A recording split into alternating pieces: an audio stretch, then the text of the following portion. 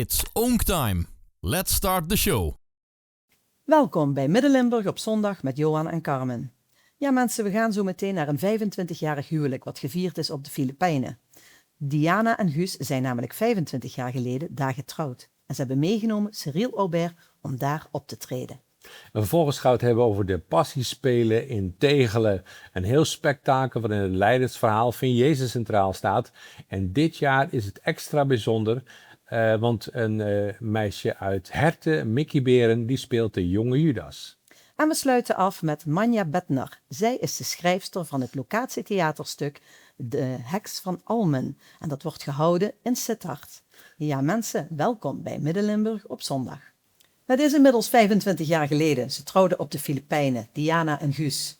25 jaar van lief en leed delen. En dat moet gevierd worden na 25 jaar. En dat hebben ze gedaan in hetzelfde dorpje in de Filipijnen.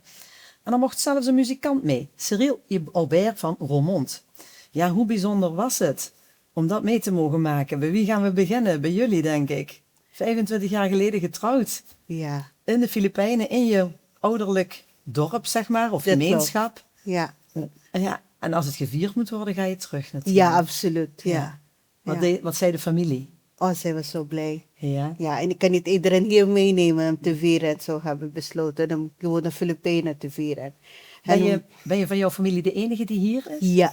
Oké, ja. Ja. Dat is nogal wat, hè? 25 jaar geleden om dat achter te laten. Ja, zeker. Ja. Voor de liefde. Ja. Toch? Moet ik even kijken. Ja. Hoe kwam dat zo?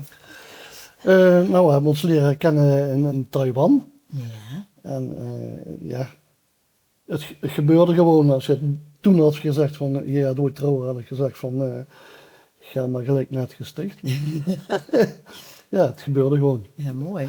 En dit was de enige mogelijkheid om er deze kant op te krijgen, was trouwen. Want destijds was de immigratiedienst nog wel behoorlijk streng. Nog steeds? En als niet de immigratiedienst streng was, dan was het wel de familie die heel streng was.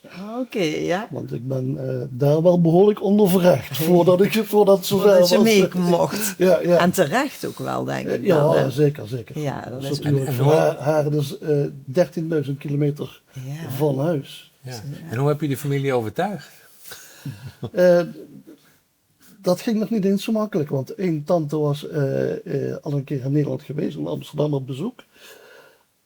Ze vond de mensen in Nederland en Amsterdam helemaal niet leuk. Nee, ik kan me voorstellen. Dus daar heb ik Harde mentaliteit. heb ik 45 minuten aan de telefoon haar proberen te overtuigen dat we in het zuiden wonen en misschien net iets anders zijn. Ja. Sorry, Amsterdam, maar... Ja. En voor jou was het natuurlijk een hele shock, van daar naar hier. Ja, absoluut. Je spreekt de taal niet, Nee, de nee. gebruiken niet, je eet het eten niet. Heel anders. Heel anders. Ja. Een soort of culture shock, zo weten. En Ja. ik denk dat, en misschien omdat Filipijnen tweede taal was Engels, Ja. ik kan hier makkelijk komen, werken en studeren, omdat ik praat ook hele goede Engels. Ja. Maar dat was heel anders. Als ik 25 jaar terugkeek, en dat was heel anders. Kan ik me voorstellen. Ik was in de uitzendbureau geweest om werk te zoeken en vraag ze mij of kan je ook Nederlands praten? Toen helemaal niet. Schrijven? Nee. Lezen? Ik zeg nee. En zei ze gelijk tegen mij, dan kan je geen werk vinden. dat is Dat was gemakkelijk, hè? 25 jaar geleden in Roermond. Ongelooflijk, hè? En nu Ja. spreken ze je bijna overal met Duits En- of Engels ja. aan. Ja. Ja, dat is En het. toch heb je het 25 jaar volgehouden. Hoe dan? Ja. Heel aardig man. Ja. Dat moet wel, dat moet wel. Ja. Maar het was voor jou ook wel wat, want je neemt iemand mee van daar naar hier. Zeker. En ik kan me in het begin herinneren dat het ook heel moeilijk was. Omdat ze voelden toch die eenzaamheid. Als ik naar mijn eigen familie keek, dan ging je toch automatisch Limburgs praten. En dan zat zij er maar tussen. Ze verstond helemaal niks. En ja, Niet fijn. Dat is lastig. Ja, en dan ging ik nog met de jongens voetballen ook nog op het pleintje. En dan zat ze helemaal alleen. Ja. Dus dat was wel, in het begin was wel even wennen, omdat ik haar ook nog iets meer aandacht moest geven dan ik eigenlijk zelf me gewend was. voorstellen. Dus, Ze zijn getrouwd op de Filipijnen in een bijzondere kerk, heb ik me laten vertellen. ja, Dan zijn die nu teruggekeerd. Wat voor kerk is dat? een kerk ooit gebouwd door de Spanjaarden. Want de Filipijnen zijn dus, ik geloof 700 onder Spaanse, 300 jaar. al 300, al een beetje minder. Onder Spaanse kolonie geweest. En die hebben daar overal kerken gebouwd. En dit is wel een hele mooie kerk, ontzettend groot. Met een prachtig altaar. Ja. Daar zijn we ooit een keer getrouwd, dus van UNESCO ook. Heel bijzonder. Scherp, ja. En nu dus terug geweest, was dat makkelijk? Kon je gewoon bellen en zeggen, nou ik wil die kerk graag reserveren? Of, Nou, we zijn niet zelf in de kerk terug geweest om te trouwen, dat wilde ik niet. Oh. We hebben wel de pastoren, dus, maar dat hebben we gedaan in het zaaltje waar we getrouwd zijn. En ik ga niet nog een keer in de kerk. En toen een Want feest. een trouwen daar in de kerk is een optocht, hè? Is niet zoals hier. Oké. Dat is een kleine 2 uurtjes met bijbelweer, coinweer, bloemenmeisjes, junior. Het is een hele optocht. Voor jou een hele cultuurshock dan weer. Ja, dat was Heel anders. Ja. 32 getuigen. Zo, dat is niet mis. Nee. Kom je er nooit meer onderuit. Nee. Het staat allemaal op papier. En nu dus terug geweest en jullie dachten, we nemen iemand die we kennen, muzikant, zanger, die nemen we gewoon mee naar ons feestje. Ja, natuurlijk, de Filipijnen heeft natuurlijk heel veel muzikanten en heel veel bands. Maar ik ken Cyril natuurlijk al heel erg lang, omdat we ook samen in de band hebben gespeeld. We hebben ook samen in de Filipijnen gespeeld met de band, wat ik ooit nog een keer graag had gewild. Maar helaas, dat gaat toch niet meer lukken. Ik denk, nou, ik weet dat Cyril het leuk vindt, want die staat op met muziek en die gaat slapen met muziek. Dus ik zei tegen Cyril, wil je niet bij ons op de bruiloft spelen? Ja, en volgens mij heeft hij daar nog geen halve seconde over nagedacht. Ik zei gelijk, ja. En toen dacht ik van, ja, dan moet ik het terug doen. Dus ik heb met familie en vrienden en kennissen en neefjes en nichtjes een paar leuke locaties uitgezocht en gevraagd van, kunnen jullie daar wat voor Cyril regelen? Ja. En dat ging wel niet echt makkelijk, maar uiteindelijk is dat wel gelukt. Maar ja, Cyril heeft erop getreden en dat was wel zo goed dat van 1 optreden kwam er vanzelf 2 werden er verdubbeld. Cyril, Fantastisch. dat past natuurlijk heel erg bij jou. Ik bedoel, je hoeft maar een microfoon te zien of een instrument en je gaat los. Hoe was het voor jou om terug te zijn in de Filipijnen? Want Guus zei het net al, in 2019 hebben jullie daar voor enorme mensenmassa's opgetreden. Klopt. Ja, in 2019 inderdaad voor 20.000 man een optreden gegeven als eerste internationale band in die stad. Alleen ja, dan speelde je samen met een band en nu was je eigenlijk alleen de headliner, zullen we maar zeggen, in je uppie. Dus dat is een hele andere gewaarwording. Hoe is het dan? Staat je kop dan alleen op die adviesjes? Of? Ja. Dan sta je inderdaad levensgroot op een poster daar in de stad, daar hang je op verschillende plaatsen hang je daarop. Fantastisch. Samen met lokale artiesten zoals Dance Step, EJ Vocal Studios, Icy heeft nog geweldig meegezongen. Daar mag je dan samen mee optreden inderdaad. Want er was ook een meisje wat bij een talentenshow had opgetreden in heel de Filipijnen. En daar heb je ook mee opgetreden, of zij met jou? Nee, Icy inderdaad. Icy Mingles is een 13-jarig meisje. Heel groot talent, kan heel goed zingen. We hebben samen een paar keer optredens gedaan. En ze heeft ook solo, heeft een paar nummers gezongen voor de mensen. En ja, dat werd heel goed ontvangen daar. Ja. Dus, Is het nou, hoe gaat je repertoire dan? Moet je dat aanpassen of wat gaat er gebeuren? Ja, ik bedoel, het varieert. Limburg zul je niet gezongen hebben, of wel? Jawel. Ja, dat is ook gezongen. ik heb heel eventjes in Limburgs gezongen. inderdaad, ja. Drie plaatsen. Ja, Drie drie keer. plaatsen. Drie inderdaad, plaatsen ja. zelfs. Ik denk, ze verstaan het daar toch niet. Het is een kwestie van geduld, hè? Pino inderdaad, ja. Nee, ik heb de repertoire heb ik eigenlijk vrij open gehouden. Ik heb op de dag zelf pas en soms pas een half uur voor aanvang van het optreden heb ik pas een setlist gemaakt of bij elkaar verzonnen.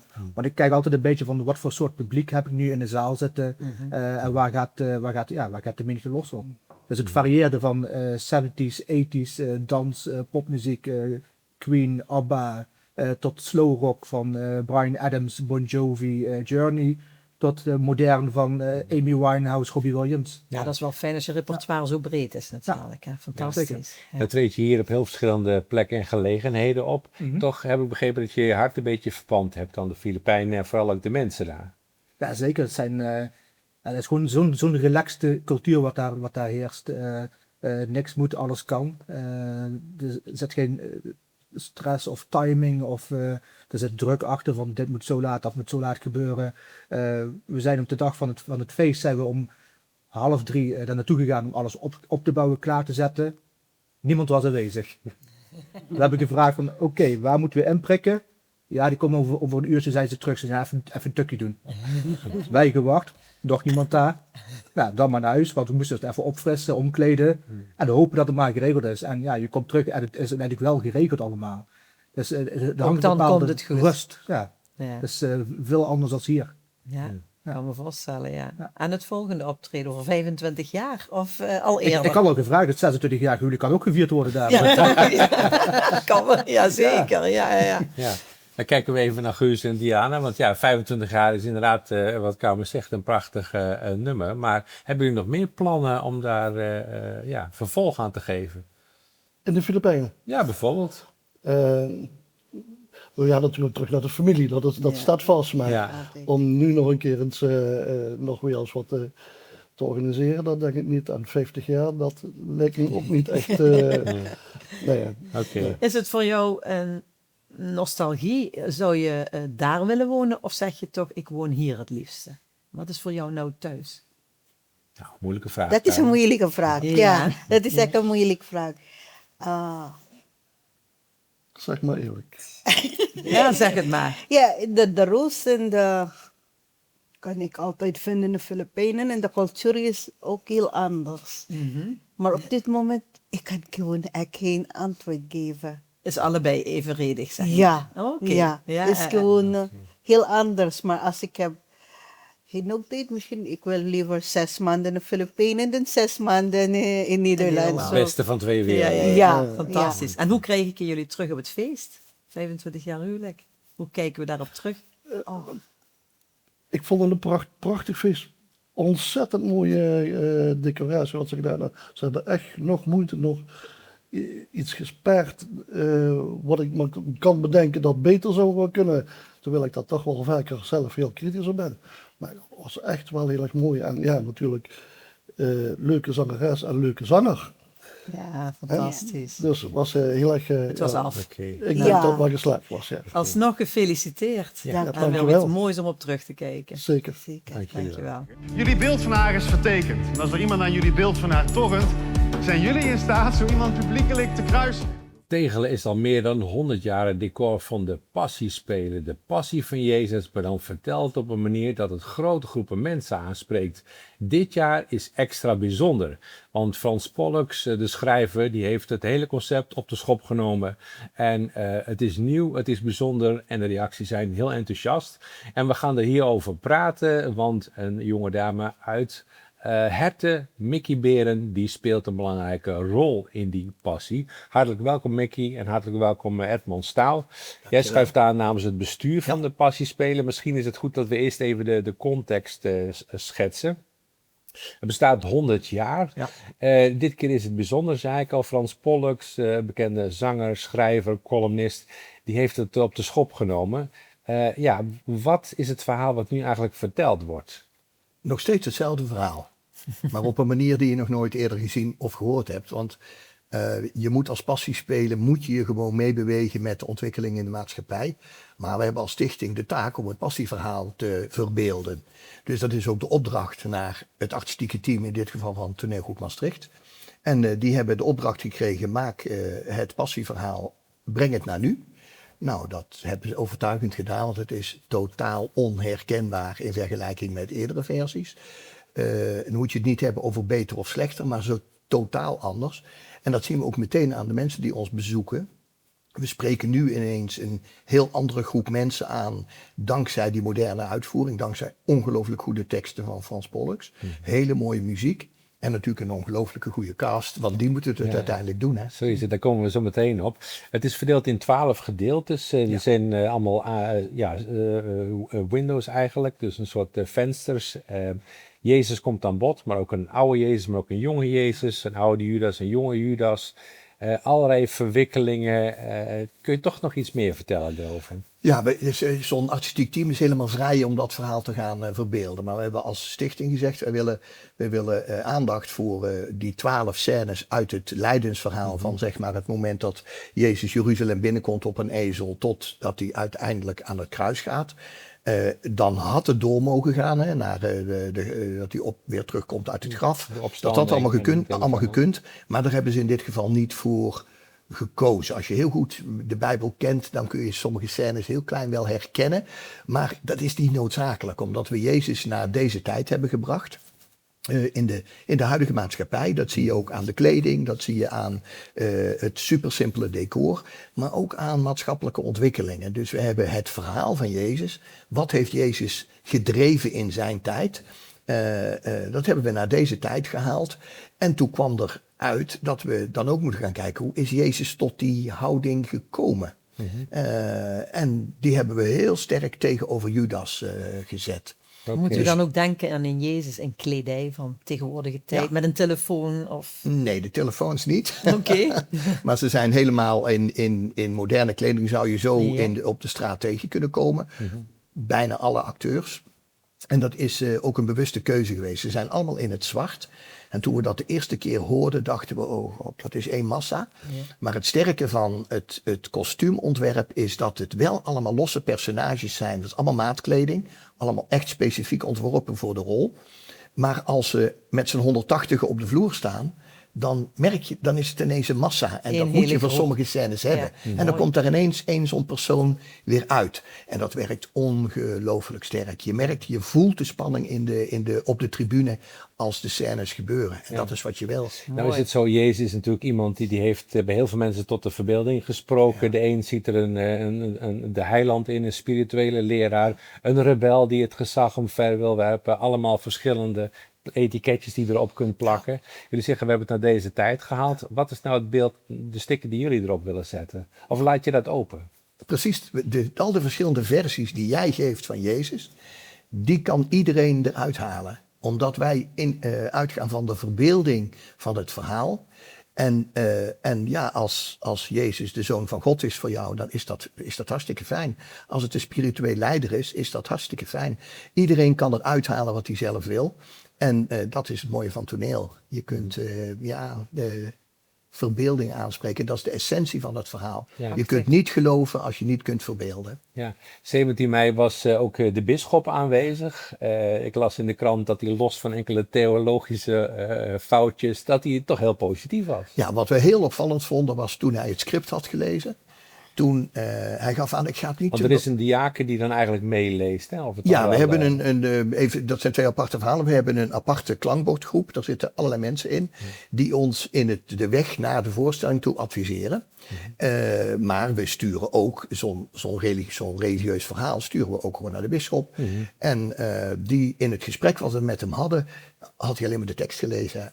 Toen gaf hij wel aan, ja, er zitten een paar zaken in die ik niet naar mijn gelovigen ga verdedigen. Nou... Dat kan. Natuurlijk, maar we zoeken verbinding. Ja. En toen heeft hij de voorstelling gezien. En toen zag hij met hoeveel respect wij het verhaal hebben gebruikt. Maar ook hoe inspirerend onze mensen het verhaal naar het publiek toe brengen. En dat was zijn ontdekking bij de première. En dat zagen we ook in de scènes die als hij gesprekken heeft met Jezus, met de oude Jezus en alle 4 de jonge Jezusen. Zag je ook hoe respectvol ze naar elkaar toe waren. En zegt, ja, dit is een hele mooie manier om het verhaal te brengen. Dat kan mensen inspireren. Ja, zeker. Dus je focust eigenlijk op de essentie van een aantal ontwikkelingen waardoor mensen geraakt worden. Wat waren de reacties in het publiek? Tranen. Huub Stapel zei, ik sta met de tranen in mijn ogen. Hij zegt, ik heb nog nooit zo passiespelen gezien als dit. Dat komt omdat we alle poeha weggelaten hebben. Het is alleen maar het verhaal en de connectie die onze acteurs weten te leggen met het publiek. En er zijn verschillende scènes bij waar de acteur letterlijk met het publiek staat te praten. Jezus doet dat, Judas, ongelooflijke mooie scène. Barabbas is een hysterische scène, echt zo ongelooflijk goed hoe die jongen acteert. En ja, dan ben je trots als je ziet wat daar op de vloer gebeurt. Huub Stapel is natuurlijk niet de minste. Nee. Hij doet de King Lear. En niet alleen populaire films, maar ook klassiek toneel. Die Gouden Kalven gewonnen. Die heeft zoveel. En die was bij ons. En daar waren we natuurlijk heel blij mee dat hij er was. Ja. En dat hij dan gewoon zegt, ja, 10 van deze mensen kunnen zo de professionele vloer op. Nou, dat zegt wat hoe toneelgroep Maastricht het allerbeste uit onze acteurs heeft weten te halen. En dat zie je in de voorstelling. Ja, Fantastisch. in Radental. Ik wil een bruggetje maken naar je Precies. buurvrouw Mickey Beren. Jij bent een van die acteurs die daar een rol in speelt. Je speelt de jonge Judas. Hoe ben je daartoe gekomen? Heb je je aangemeld of hebben ze jou gevraagd? Nee, we hadden dat gezien en toen hadden we me aangemeld. En toen ging ik auditie doen. En ja, toen kreeg ik de rol. En wat moest je dan doen? Ik dacht dat ik moest gaan acteren voor de rol. Maar toen kregen we een mailtje dat ik moest gaan zingen. Dus toen had ik nog snel een paar zanglessen genomen. Want ik had dat eigenlijk nog nooit gedaan. En toen dacht ik gewoon, ja, ik ga er gewoon voor. En ja, toen had ik de rol gekregen en toen was ik natuurlijk super blij. Had je een idee van wat je moest gaan spelen? Had je Nee. een idee wat de passiespelen waren? Nou, eigenlijk niet. Ik wist wel, zeg maar, mama had wel gezegd van het gaat over Jezus. Ja. Maar ik wist eigenlijk helemaal niet. En Ik had er nog nooit van gehoord. Judas, zeg je dat iets? Ja, ik kijk wel eens naar de Passion, zeg maar. Dus Ja. ik wist wel, Judas is Ja. a bad guy. ja. Ja. En toen je ging voor de auditie wist je nog niet voor welke rol. Dus het was voor jou niet duidelijk welke rol. Jawel, ik Ja? wist wel dat ik dan de jonge Judas zou Ah, zijn. Kijk, ja. Dus En hoe is die jonge Judas? Is dat een leuke persoon? Of zeg je nou, als ik die op straat tegen zou komen, dan loop ik wel een blokje om? ja, vroeger zijn de jonge Jezus en de jonge Judas gewoon echt vrienden. Dus ik vraag ook of Jezus wil komen spelen. En dan, dus het is meer gewoon van... De zijn strijd is er nog niet. gewoon- Nee. De strijd is er niet. Nee. Hoef je niet uit te Nee. beelden. Hoeveel tekst heb je? Hoe Ik lang heb, sta je op het podium? ik heb 1 scène, dan ben ik eerst, dan is er een scène met de vader en de jonge Jezus. En dan sta ik bovenaan te zingen. En dan loop ik naar onder en dan vraag ik of Jezus wil spelen. En dan rennen we naar boven en dan gaan we weg. Ja. Heb je nou, want er zijn meerdere mensen die Judas spelen, die Jezus spelen, jong en oud, om het nog ingewikkelder te maken. Hebben jullie nou onderling ook contact? Dat je zegt, we gaan samen een pizza eten en een colaatje drinken? Of, Ja, nou, afgelopen zondag hebben we bijvoorbeeld met z'n allen frietjes gegeten. En gewoon super gezellig achter en spelen Uno. En gewoon, het is altijd gewoon heel gezellig. Eén grote happy Ja. gebeuren, zeg Ja. maar daar. Ja. Heb je ook wel reacties gehad? Want de voorstelling loopt al een tijdje. En... Ja, voor mij zijn er nog niet echt mensen komen kijken. Alleen mijn oom en tante en Of mijn misschien op de nichtje. socials. Ja, soms zeggen ze, mijn aardrijkskundedocent had me wel gezien. En allemaal zo'n dingen dat ik wel denk van, oh wat leuk dat je meedoet en zo. Dus dat Smaakt is wel het dan leuk. meer? Ja, ik vind Ja? het superleuk. Ja. Want dat is iedere zondag, heb ik begrepen. Dus Ja. iedere zondag ben je daar. Met de hele cast en met de hele crew. Ja. En Ja. dan beleven jullie zo'n zondag. Dat is heel intens. Dat is eigenlijk in een bubbel. Ik weet hoe dat voelt. Dus dan en dan 's maandags weer naar school. Ja, Gewoon normaal. En dan? ja. Hoe voelt dat? Ja, soms ben ik wel een beetje moe. Bijvoorbeeld bij de première was ik wel een beetje laat aangebleven. Ja. Maar op zich is het niet heel erg. Is het ook zo dat je zegt, ik wil later naar het theater of naar het toneel of naar de film? Of misschien... Ik weet niet zo goed, maar ik vind het wel super leuk om te doen. Dus ik denk dat ik sowieso wel nog verder mee wil gaan. Ja, even naar de buurman terug, naar Ebon Staal. Het is tot en met 30 augustus elke zondag in Tegelen te zien. Hè? Dus en het verhaal is Jezus, Judas tegenover elkaar. De held en de tegenstrever, zal ik maar zeggen. Hoe is, wat het leven op de reacties die zij kreeg, hoe is er naar buiten toe gereageerd, los van de bisschop? Ja, we zijn overstroomd met reacties. Ongelooflijk goede recensies, 5 sterren. Nou, dat moet je maar ergens zien te krijgen. Pagina's in de NRC, pagina in de Volkskrant. Op een of andere manier hebben die passiespelen dan toch zo'n credits bij dat soort bladen, dat ze daar aandacht aan besteden. En ja, als je op socials ziet wat er voor reacties binnenkomen. Nou, onze acteurs lopen op wolken iedere week. Omdat het zo gemeende reacties zijn waarbij het publiek laat zien dat ze geraakt zijn. En dat is wat je wilt als acteur. Je wil connectie met je mensen die in die tribune zitten. En als je dat lukt, dan is dat natuurlijk ontzettend fijn. En op alle niveaus. Acteurs, mensen die niks met toneel hebben. Mensen die traditioneel katholiek zijn, die zo geraakt zijn Maar door dat hoe is het toch wel een verhaal... uitdaging. Hè? Dus je zou dus veronderstellen dat die misschien een wat traditioneler beeld hebben en dat die misschien wat minder geneigd zijn om dingen te veranderen. Dat was de grootste uitdaging voor ons, om het lef te hebben om die sfeer van die geïllustreerde Bijbel, die prachtig is, om die naar een moderne vormgeving te doen, zonder dat je die mensen verliest. Nou, er zullen zeker een aantal mensen zijn die het helemaal niet willen. Ja, dat kan, maar we blijken veel meer mensen in contact te brengen met het verhaal uit de Bijbel. Wel of niet gelovig, hè? Dus Maar je spreekt eigenlijk nieuwe groepen mensen aan. helemaal. En dat was ook onze opdracht als stichting. We moeten zorgen dat er over 5 jaar en over 25 jaar nog steeds passiespelen zijn. En dan kun je het niet blijven doen zoals het 15 jaar geleden gedaan is. Dat kan niet. Ja. En het Heeft, hoeft ook niet, blijkt. Frans Pollux heeft de tekst geschreven. Ja. Is hij geweest en Nou, hoe heeft hij gereageerd? Of al is hij in het hele verschillende proces mee betrokken? Nee, want daar heeft hij het veel te druk voor. Ja. Maar hij is bij de laatste binnenrepetitie geweest. Oké. En toen was hij super verrast en super complimenteus naar de acteurs. Hij zegt, dit is nu het eerste wat ik zie dat jullie van mijn tekst Ja. personages hebben gemaakt. Dat waren allemaal in plaats van woorden mensen geworden die zijn verhaal wat hij wilde vertellen, verbeelden. En hij was er afgelopen zondag weer en hij vraagt om vaker te komen.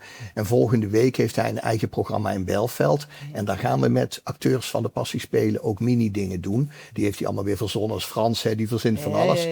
En dus daar zijn we ook zichtbaar als Passiespelen. Omdat we zoveel mogelijk mensen in contact met dat verhaal willen brengen. En met een fantastische voorstelling.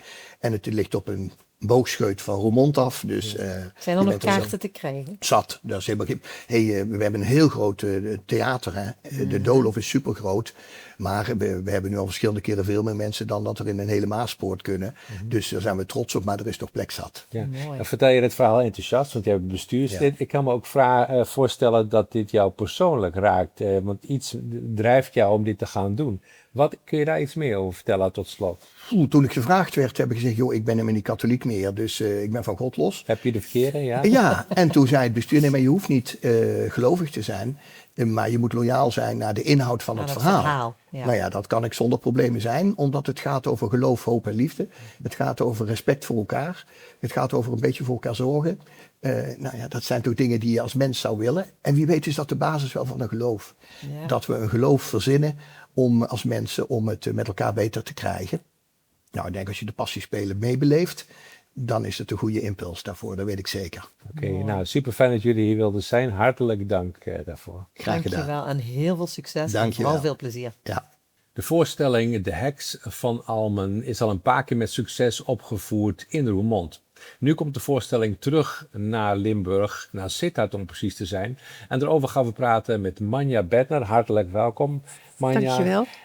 Ja, je hebt goede herinneringen aan de voorstellingen in Roermond, begreep ik. Absoluut. Ja, het was heel bijzonder. Het was ook, we zijn teruggekomen. We hebben het eerste jaar dat we hier speelden, in 2022, hebben we 6 voorstellingen in het Kruiswegpark gespeeld.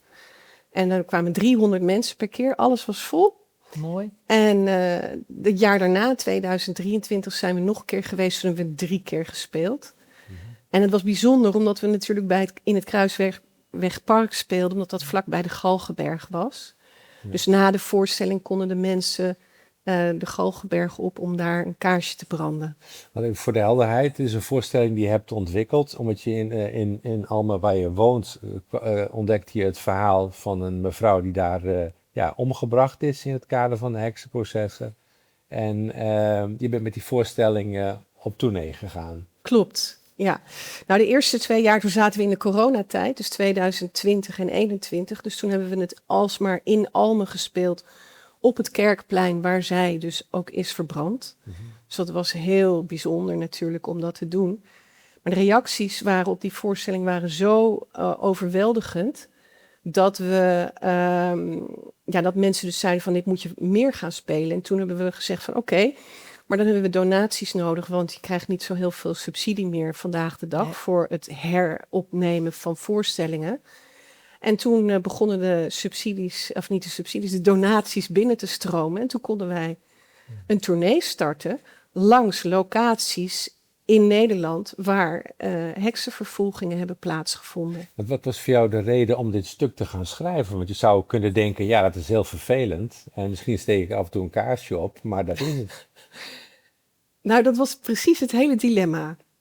Want het was natuurlijk een stuk wat ik... Ja, kijk, ik ontdekte het dus in 2018 volgens mij, dat in Almen had plaatsgevonden. En dat wist ik niet. Het was niet bekend in Almen. Het was, wisten heel veel mensen niet. Heel veel mensen wisten het niet. Klopt. En dat vond ik eigenlijk heel erg, dat zo weinig mensen het wisten. En ja, als je theatermaker bent, dan denk je van oké, ik ga er een voorstelling over schrijven. Dat heb ik 2 jaar gelezen over de heksenvervolgingen. Nou, dat is echt verschrikkelijk. Ja. Ik dacht echt van, Kippenvel, oh mijn god, Ja. hoe kan je hier ooit een voorstelling van maken waar licht aan het einde van de tunnel is? Want dat is hoe ik ben. Ik ben altijd op zoek naar het licht aan het einde van de tunnel. En dat hebben we daar een vorm voor gevonden. Ik weet niet of jullie bekend zijn met familieopstellingen, dus systeemopstellingen. Dus wij hebben een systeemopstelling gemaakt om te bekijken van hoe kunnen we hier heling inbrengen. Dat was komt uit eigenlijk de wat wij therapeutische wilden. hoek, waarbij eigenlijk situaties worden nagespeeld en de energieën die opgewekt worden, die geven dan de dynamiek weer. Vat ik het zo samen? Zo ongeveer, ja. Ongeveer. Ja. Maar het is eigenlijk dat je dus inzicht krijgt in het systeem van wat zijn de krachten die op elkaar inspelen en hoe kan je daar weer een positieve vorm in vinden. En dat hebben wij uiteindelijk gevonden en dat is precies de sleutel van de voorstelling. Nou is het een voorstelling die heel veel mensen raakt. Ik heb hem een tijdje geleden mogen zien. Waarom ga je nu naar Sittard? Ja, vlakbij Sittard is natuurlijk het kasteel Limbricht. En we konden niet spelen in kasteel Limbricht zelf. Heel jammer, hadden we graag gedaan. Maar toen dachten we, nou, dan gaan we kijken hoe we zo dicht mogelijk erbij kunnen spelen. En we hebben uiteindelijk een oude kerk gevonden. Of het is eigenlijk geen oude kerk, maar een kerk die niet meer in gebruik is. En onder de 2 torens heet het. En dat was toch voor ons gevoel dichtbij Limbricht genoeg om hier eerherstel aan Entgen-Luiten te geven. Want dat vind je wel heel belangrijk, eerherstel. Dat is helemaal waar het om gaat. Kun je dat nader toelichten? Ja, kijk, het is zo ongelooflijk onrechtvaardig wat daar is gebeurd. Ja.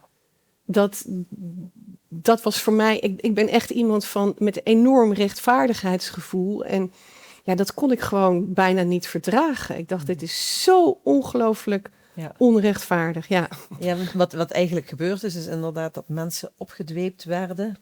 En ook elkaar gingen opdwepen, maar ook door niet onwetendheid vaak. Hè? Nou, het punt is eigenlijk dat de heksenvervolgingen zijn heel divers wat de oorzaak was van de vervolgingen. Ja. En je kan het eigenlijk op elke plek kan je opnieuw kijken van oké, wat was hier de oorzaak? Er zijn wel allerlei overeenkomsten, maar er zijn ook hele duidelijke verschillen. Er zijn ook provincies in Nederland waar dus geen heksenvervolgingen hebben plaatsgevonden. Bijvoorbeeld in Overijssel en Drenthe. Want daar hadden ze het rechtssysteem van de voet dwars zetten. En dat betekende dat degene die... Als stel je voor, ik klaag jou aan. En het lukt mij niet om te bewijzen dat jij een heks bent. Dan krijg ik de straf. Ah. Nou, dan kijk je wel eerder uit voordat je iemand gaat aangeven. Dus Ja. wordt het wat spannender. Er is ook 1 keer in Kampen is dus iemand onthoofd om die reden. Ja. Dus dat heeft iemand gebeurt. verkeerd aangeklaagd. Wie kaart kan de bal verwachten, maar dan is het precies. wel heel heftig. En Het is dan gewoon bedenk heel je wel een anders. paar keer voordat je wat doet. Het verhaal in Limburg, dat was ook de reden. Er is ook een boek over verschenen want je zit ook nog in de club die het Nationaal Monument voor de Slachtoffers van de Heksenvervolging organiseert. Suzanne Smit, die heeft daar een roman over geschreven. Ja, dat klopt. Ja, dat was heel bijzonder, want eigenlijk toen wij dus de eerste voorstelling speelden in Almen, wist zij niets van, was zij het boek aan het schrijven. Dus dat kwam een jaar later uit. En toen had ik echt zoiets van, wow, dit is heel bijzonder. Toen zijn we elkaar tegengekomen en dat was meteen 4 handen op 1 buik. En toen zijn we eigenlijk samen een plan gaan maken van hoe kunnen we dit eerherstel groter maken en langduriger dan alleen met een roman en een toneelstuk. Dus toen is het idee van het Nationaal Heksenmonument ontstaan. Ja, jullie hebben toen een uitvraag gedaan. Een aantal gemeenten in Nederland heeft daarop gereageerd. Vanuit Roermond is er een lokaal comité geweest dat gereageerd heeft met steun van de gemeente en een aantal andere organisaties. Het komt naar Roermond. En het is denk ik wel belangrijk om het daar toch even over te hebben nu je hier aan tafel zit. Onlangs, het idee was eigenlijk om het bij de Rattentoren te doen. Daar is lang over gepraat, lang onderhandeld. Onlangs stond in de krant, er zijn een aantal locaties afgevallen. De het kerkbestuur zou bang zijn voor rituelen. Wat is nou de stand van zaken, Manja? Nou, de stand van zaken is dat de oorspronkelijke plek die de werkgroep had bedacht, dat die dus is afgevallen. Dat helaas, dat vind ik echt heel jammer, de plek in het park de Karthuis ook is afgevallen. En dat ik toen op een gegeven moment best wel in zak en as zat, hoor. Dat mag ik best wel zeggen. Het was wel een stroperig proces. Ja, heel dat erg. had je niet verwacht. Totaal niet. Nee, totaal niet. Ja, je denkt van, dit plan is er en we gaan dat daar doen. Maar dat bleek dus niet zo eenvoudig, omdat de buren het dus niet zagen zitten. Want het is vlak achter de kathedraal. En de kerk had toen in het begin gezegd, nou, we zullen niet dwars gaan liggen. Daar kwam het eigenlijk op neer.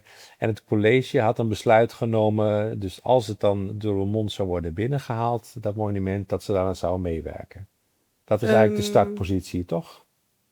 Dat weet ik eerlijk gezegd niet. Ik weet wel dat de gemeente het ondersteunde, maar of de kerk dat ook ondersteunde. Deze zouden niet dwars liggen, zei ik. Oh, oké. Aha. Oh ja, nou, we zijn dus toen uitgenodigd om te gaan praten. En toen kwam het er eigenlijk wel op neer dat ze zeiden van, goh, weet u dat wij het eigenlijk helemaal niet zo leuk vinden? Ja. Dan weten we waarom. Ja, het is natuurlijk het is een oud kerkhof. Mm-hmm. En daar liggen dus nog mensen begraven. Mm-hmm. En er worden rituelen uitgevoerd door de kerk zelf. Mm-hmm. Met Pasen wordt onder andere het paasvuur daar ontstoken, heet dat, geloof ik. Mm-hmm. Ja. Mm-hmm. En dus zij vonden dat dus niet passen op die plek daarom. Okay. Aan de andere kant zou je ook kunnen zeggen, de kerk heeft in die historische processen een rol gehad. Ja. De uitvoering werd dan wel door de wereldlijke overheden gedaan op basis van het toenmalige recht. Maar het recht was doorspekt met religieuze overtuigingen. Dat werd later nog eens aangevuld. Hoe kijk je dan met die bril naar de rol van de kerk? Het zou bijvoorbeeld ook kansen kunnen bieden, zoals Suzanne Smit onlangs op Instagram zei. Ja, klopt. Ja, ik had eigenlijk gehoopt dat het een soort verzoeningsmonument zou kunnen worden. Juist dacht ik van, wow, het staat dan juist op kerkelijke grond. En als de kerk daarin mee zou gaan, dan zou dat een heel mooi gebaar zijn. En ook misschien wel een ritueel, of hoe je het noemen wil. En ook vanuit het idee van die systeemopstelling, dat je dan eigenlijk het weer herstelt? Of gaat dat te ver? Kijk, ik heb hier geen systeemopstelling over gedaan. Nee. Maar als je er zo naar kijkt, zou je het wel zo kunnen zien. Ja, ik bedoel, de kerk heeft gewoon, hoe je het ook wendt of keert, een belangrijke rol gespeeld in de heksenvervolgingen. Mm-hmm. Dus Maar de tijd is nog te vroeg dan, blijkbaar. Nou, kijk, ik heb vrij uitgebreid contact sinds een jaar met de plebaan deken. Mm-hmm. En de kerk is niet tegen het monument. Dat is heel duidelijk. Mooi. Hij heeft heel duidelijk aangegeven van, wij omarmen het idee van het monument. Wij vinden dat belangrijk, dat dat komt. Maar we vinden niet dat het passend is op die plek bij de Rattentoren. Mm-hmm. Nou heeft het lokale comité vooraf al een aantal locaties onder de loep genomen. In de stad wordt ook vaak genoemd de Galgenberg. Is dat er een optie misschien? Nou ja, de Galgenberg is een plek die ver van het centrum ligt. Het is moeilijk te bereiken als mensen van elders komen om het beeld te zien, te bezoeken. Is dat echt gewoon een hele grote wandeling. Als mensen er niet voor komen, is het ook, dan gaan ze het ook niet meekrijgen. En dat vind ik ook wel zou ik wel heel erg vinden. En de Rattentoren is historisch gezien natuurlijk de plek waar dus de mensen die aangeklaagd waren gevangen hebben gezeten en zijn gemarteld. Dus het is wel echt de plek. Ja. Wat blijft er nou nog over? Want we willen graag dat het monument er komt. We gaan dus, we hebben toen bedacht van oké, niet in het hofje bij de kerk. Wat nou als we het aan de andere kant doen? En dan niet op de grond, maar op de toren. Dus, dat het echt heel erg zichtbaar is. Ja. Dat je het niet in een hoekje weggestopt hebt. Want daar waren wij op een gegeven moment wel bang voor. Van dan wordt het in een hoekje gemoffeld. Je hebt toch een keuze gemaakt voor een A-locatie. En dan wil je niet ergens in een hoekje worden weggeduwd. Dus het moest toch goed zichtbaar zijn. Het enige nadeel van deze plek is wel dat er erg veel autoverkeer is. Dus het is niet veel rust om bij het monument stil te staan. Maar misschien dat daar met wat struikjes of wat dan ook nog iets meer beslotenheid gecreëerd zou kunnen gaan worden. Dus hier gaat nou het proces mee gestart worden. Er wordt een aanvraag gedaan. Ja, we zijn net begonnen met de gemeente met een aanvraag. Het is nog niet in kannen en kruiken, maar we zijn goed op weg en de gemeente werkt heel goed mee. Dus heel positief nieuws dus. Ja. Oké. Zo'n lange zoektocht wel, ja. Ja, het is een lang proces geweest. Even terug naar de voorstelling, want dat is eigenlijk de reden dat je hier van tevoren aanschoof. 4 en 5 juli is het te zien onder 2 torens in Sittard. Waar kunnen mensen kaarten kopen? Op deheksvanalmen.nl. Dat is de website van onze theatergezelschap. En daar staat gewoon alles in. Ja. Jij noemt het zelf locatietheater. Ja. En waarom? Nou, omdat het dus altijd gerefereerd is aan slachtoffers. Dus we hebben overal op plekken in Nederland gespeeld waar slachtoffers zijn gevallen. En dat is dus hier ook het geval. Op die locatie. Ja. Okay. Nou, je het er toch over hebt, de afsluiting. Suzanne Smit die heeft dat boek geschreven. Ik kan me voorstellen dat die in Sittard wil gaan kijken om te voelen hoe dat is. Ik heb het er met haar over gehad. Ja, nou, wellicht dat ze komt. In ieder geval hartelijk dank dat je hier wilde komen aanschuiven om te vertellen over de voorstelling in Sittard en over het Nationaal Heksenmonument. Heel graag gedaan. Manja. Dankjewel. Dank voor het kijken. Dank aan de gasten in de studio. We gingen van 25-jarig huwelijk naar de Passiespelen in Tegelen. Daarna naar het Heksenmonument en de Heksenvoorstelling in Sittard. Het was een mooie voorstelling. Dankjewel. Dank voor het kijken. Tot volgende week. Deze uitzending wordt mede mogelijk gemaakt door Kampeerwinkel Roermond en EuroPC Roermond.